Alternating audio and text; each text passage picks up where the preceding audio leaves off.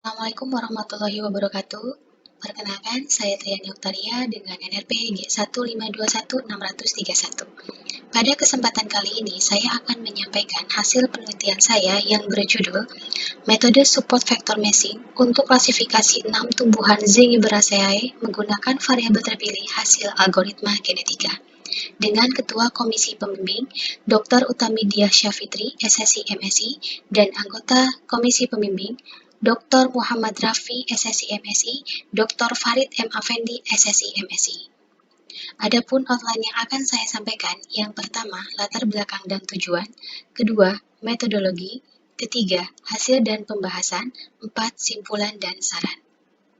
Latar belakang dan tujuan. Beberapa jenis tanaman rimpang seperti jahe emprit, jahe merah, lempu yang emprit, lempu yang gajah, lengkuas merah, dan lengkuas putih memiliki bentuk dan kegunaan yang mirip. Adanya kemiripan bentuk dan kegunaan yang mirip dimungkinkan terjadinya substitusi bahan baku antara satu dengan yang lainnya, sehingga sulit dibedakan. Misalnya pada produk herbal yang dikemas dalam bentuk serbuk. Substitusi bahan baku penyusun produk herbal akan menjadi masalah yang serius karena akan menghasilkan inkonsistensi khasiat yang ditimbulkan. Dewasa ini seringkali kita menemukan produk kemasan dalam bentuk serbuk. Pusat Studi Biofarmaka IPB melakukan pengujian terhadap beberapa produk herbal kemasan serbuk dengan menggunakan metode spektroskopi. Salah satu alat pengukuran yang digunakan adalah spektrofometer UV vis yang diukur pada panjang gelombang 200 nanometer sampai dengan 700 nanometer. Tujuan dari pengukuran menggunakan metode spektroskopi itu adalah untuk mengidentifikasi, mengautentifikasi komponen senyawa aktifnya. Penelitian ini difokuskan menggunakan sinyal senyawa aktif untuk mengklasifikasikan keenam tumbuhan jahe merah, jahe emprit, lempu yang emprit, lempu yang gajah, lengkuas merah, dan lengkuas putih. Metode klasifikasi yang digunakan itu adalah metode SPM dengan pemilihan panjang gelombang menggunakan algoritma genetika. COVID 2019 telah melakukan kajian pengklasifikasian menggunakan analisis diskriminan kanonik tanpa preprocessing dengan tingkat akurasi sebesar 78%. Kemudian, pengklasifikasian menggunakan analisis diskriminan kuadrat terkecil parsial tanpa preprocessing dengan tingkat akurasi 86%. Pada penelitian ini, objek penelitian sama dengan HAFID 2019, akan tetapi metode pemodelan yang dilakukan dengan menggunakan metode SPM dan metode preprocessing dengan menggunakan algoritma genetika. Adapun alasan mengapa saya menggunakan metode pemodelan SPM dan algoritma genetika sebagai metode preprocessing adalah sebagai berikut. Berikut adalah penelitian yang relevan yang telah dilakukan. Yang pertama adalah di 2001, memberikan ulasan tentang penggunaan algoritma genetika di bidang kimia khususnya dalam kemometrika. Kemudian yang kedua ada Sartono di 2010 berhasil menerapkan algoritma genetika dalam pemilihan peubah penjelas pada analisis regresi yang terdiri atas ratusan peubah. Ketiga ada Kempila dan Bonjing di 2011 menggunakan algoritma genetika untuk mereduksi jumlah peubah penyakit jantung koroner. Chen et al. Di 2007 menggunakan metode SPM dalam mengklasifikasikan data spektrum keluaran spektroskopi tingkat akurasi 95%. Kemudian ada Steinberg dan Kolla tahun 1995, metode SPM memiliki kemampuan klasifikasi yang baik untuk peubah yang banyak dan kekar terhadap pencilan. Sehingga tujuan dari penelitian saya adalah mengklasifikasikan 6 tanaman rimpang yang terdiri dari jahe emprit, jahe merah, lempu yang emprit, lempu yang gajah, lengkuas merah, dan lengkuas putih dengan identifikasi pemilihan peubah panjang gelombang menggunakan algoritma genetika. Selanjutnya, metodologi. Metodologi yang akan saya sampaikan di sini adalah mengenai data dan prosedur penelitian. Untuk yang pertama, data ada 6 jenis tanaman rimpang. Yang pertama jahe emprit ada 23 sampel, jahe merah 10 sampel, lempu yang emprit 22 sampel, lempu yang gajah 11 sampel, lengkuas merah 29 sampel, dan lengkuas putih 29 sampel. Selanjutnya adalah prosedur analisis data. Hal yang pertama dilakukan adalah melakukan eksplorasi data, yaitu dengan mendeteksi pencilan dengan membuat plot antara nilai absorban dan panjang gelombang. Selanjutnya yang kedua, penanganan data pencilan. Penanganan data pencilan dan titik foto panjang gelombang didasarkan pada penelitian yang dilakukan oleh Hafid di tahun 2019. Yang kedua, membagi data menjadi dua, yaitu data latih sebesar 70% dan data uji sebesar 30%. Yang ketiga, mencari parameter terbaik pada SVM dengan melakukan optimasi pada parameter C. Yang keempat, melakukan rancangan simulasi dengan mengkombinasikan parameter-parameter algoritma genetika untuk mendapatkan variabel-variabel yang terpilih. Adapun parameter yang digunakan yang pertama, ukuran populasi, crossover, peluang mutasi, dan generasi. Nilai parameter pada ukuran populasi diambil nilai 10 dan 30, untuk crossover 0,1, 0,3, dan 0,5, peluang mutasi 0,1, 0,4, dan 0,7. Sedangkan generasi diambil 5 dan 10. Yang selanjutnya, yang kelima adalah proses komputasi algoritma genetika untuk mendapatkan peubah penjelas yang memberikan informasi yang optimum. Sebelum kita masuk ke komputasi algoritma genetikanya, saya di sini ingin menjelaskan sedikit terkait dengan prinsip kerja algoritma genetika. Jadi, algoritma genetika itu adalah suatu teknik pencarian dan teknik optimasi yang cara kerjanya meniru proses evolusi dan perubahan struktur genetika pada makhluk hidup. Prinsip utama dari cara kerja algoritma genetika menyerupai proses seleksi alam dan prinsip-prinsip ilmu genetika, sehingga istilah yang digunakan menyerupai istilah yang ada pada ilmu biologi.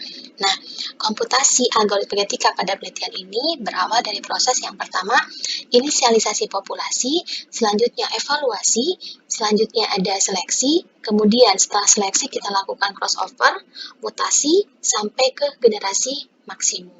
Bagaimana cara kerja dari algoritma genetika itu sendiri adalah sebagai berikut. Berikut adalah cara kerja algoritma genetika mulai dari inisialisasi, evaluasi, dan seleksi. Andaikan kita membangkitkan 5 ukuran populasi yang berdistribusi binomial dengan 5 variabel, di mana string 1 mengindikasikan variabel terpilih dan string 0 mengindikasikan variabel tidak terpilih, maka sebagai berikut. Di populasi pertama diperoleh 4 variabel terpilih, di populasi yang kedua diperoleh 2 variabel yang terpilih, begitu juga selanjutnya. Selanjutnya akan dilakukan evaluasi terhadap masing-masing populasi. Populasi dengan akurasi tertinggi akan dipilih mengikuti tahap seleksi. Andaikan pada kotak biru ini adalah 2 populasi yang terpilih mengikuti tahap seleksi. Selanjutnya, 2 populasi tersebut akan dilakukan crossover dengan metode single point crossover sebagai berikut.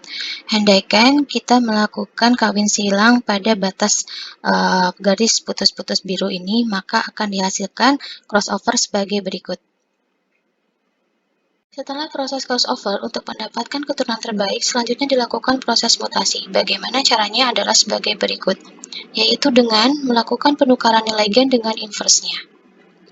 Prosedur analisis data selanjutnya yang dilakukan adalah melakukan analisis ragam faktor pengaruh utama, rancangan faktorial terhadap nilai akurasi, dan yang terakhir, mengidentifikasi faktor utama yang berpengaruh terhadap model SPM yang dibangun. Ketiga, hasil dan pembahasan. Hasil eksplorasi data menunjukkan adanya pencilan. Penanganan pencilan ini dilakukan dengan menghilangkan data pencilan tersebut dan dilakukan cut-off pada panjang gelombang tertentu. Selanjutnya, dilakukan optimasi parameter SPM, yaitu parameter C. Hal ini dilakukan dikarenakan pada hasil pemodelan awal diperoleh hasil akurasi yang kurang maksimal, sehingga dilakukan optimasi parameter ini. Selanjutnya, alasan lain adalah untuk mengontrol margin dan nilai kesalahan pada klasifikasi sehingga diperoleh nilai akurasi yang lebih optimal.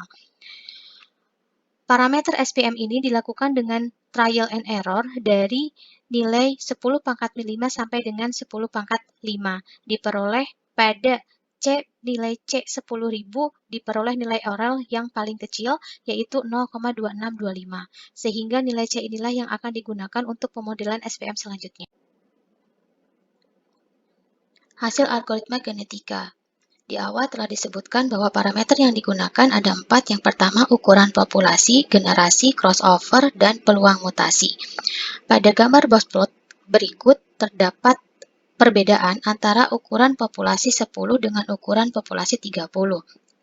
Rataan akurasi pada populasi 10 diperoleh 72,73 sampai dengan 93,94 4%, sedangkan pada populasi 30 diperoleh 75,76% sampai dengan 100%. Dari sisi keragaman, keragaman pada populasi 30 itu lebih sempit dibandingkan keragaman pada populasi 10. Selanjutnya, hasil algoritma genetika, percobaan ini dilakukan dengan iterasi 10 kali. Iterasi dilakukan untuk memastikan bahwa individu terpilih secara acak. Pada peluang mutasi 0,1 dan ukuran populasi 30 diperoleh nilai akurasi yang beragam, namun keberagaman ini dikarenakan adanya keacakan pada variabel penjelas yang digunakan. Pada iterasi pertama diperoleh 100%, kedua 87,88%, begitu juga selanjutnya. Nah, selanjutnya pengaruh parameter peluang mutasi. Peluang mutasi nilai parameternya ada 3 di 0,1, 0,4, dan 0,7. Kita bisa melihat bahwa terdapat perbedaan antara peluang mutasi ini di 0,1 dengan 0,4, sedangkan 0,4 dan 0,7 relatif sama. Rataan akurasinya di peluang mutasi 0,1 sebesar 81,82% sampai dengan 100%. Peluang mutasi 0,4 di 75,76% sampai dengan 93,94%, sedangkan di peluang mutasi 0,7 ada pada rentang 72,73% sampai dengan 93,94%. Yang ketiga, pengaruh parameter peluang crossover. Nilai parameternya yang digunakan adalah 0,1, 0,3, dan 0,5. Kita bisa melihat tidak ada perbedaan box plot pada gambar box plot di berikut, tidak ada perbedaan. Rentangnya yang membedakan. Rentang yang paling panjang itu ada di crossover 0,3, yaitu di rentang 72,73% sampai dengan 100%. Selanjutnya yang keempat ini adalah pengaruh parameter generasi. Generasi yang digunakan ada generasi sampai generasi 5 dan sampai generasi 10. Rentangnya itu relatif tidak jauh di generasi 5 pada rentang 75,76% sampai dengan 100%, dan di generasi 10 72,73% sampai dengan 100%. Berikut adalah hasil confusion matrix klasifikasinya. Dengan peluang mutasi 0,1 dan ukuran populasi 30, akurasi yang diperoleh adalah 100%. Artinya, ketika 100%, bahwa model ini mampu mengklasifikasikan kelas-kelasnya. Jahe merah ke jahe merah, jahe emprit ke jahe emprit, tidak ada misklasifikasi. Contoh dengan akurasi 87,88. Kita bisa melihat bahwa ada misklasifikasi, yaitu yang terdapat pada jahe merah dan jahe emprit. Yang semula dia itu jahe merah tapi terklasifikasikan ke jahe emprit, ataupun terjadi pada lempu yang emprit dan lempu yang gajah. Ini ada terjadi misklasifikasi. Panjang gelombang terpilih hasil algoritma genetika adalah sebagai berikut. Saya menunjukkan hanya model-model yang mendapatkan akurasi 100%. Model yang dibangun secara seluruhnya itu ada 360 model. 36 model dengan 10 kali iterasi sehingga totalnya 360. Dan yang saya tampilkan di sini adalah model dengan tingkat akurasi 100%. Diperoleh jumlah peubah terpilih di kombinasi parameter 01, 01, 30, dan 10 sebanyak 40 peubah dengan rentang panjang gelombang 242,5 sampai dengan 292. Dan di bawah adalah dot plot panjang modus panjang gelombang yang terpilih pada pemodelan yang mendapatkan akurasi 100%. Berikut adalah analisis ragam faktor utamanya. Karena kita fokus pada parameternya, ada 4 faktor yang kita lihat, yaitu peluang crossover, peluang mutasi, ukuran populasi, dan generasi. Berdasarkan nilai P, menunjukkan bahwa P-value, peluang mutasi, dan ukuran populasi ini berpengaruh nyata. Artinya, peluang mutasi dan ukuran populasi sangat menentukan tingkat akurasi. Simpulan dan saran. Metode support vector machine dengan identifikasi panjang gelombang menggunakan algoritma genetika sangat efektif dalam mengklasifikasikan 6 jenis tanaman rimpang, jahe emprit, jahe merah, lempu yang emprit, lempu yang gajah, lengkuas merah, dan lengkuas dengan memberikan akurasi sebesar 100% pada peluang mutasi 0,1 dan ukuran populasi 30. Parameter ukuran populasi dan parameter peluang mutasi berpengaruh signifikan terhadap nilai akurasi pada taraf nyata 5%. Selain itu, metode algoritma genetika sangat efektif dalam mereduksi penyebab penjelas pada data yang relatif besar. Sekian dan terima kasih.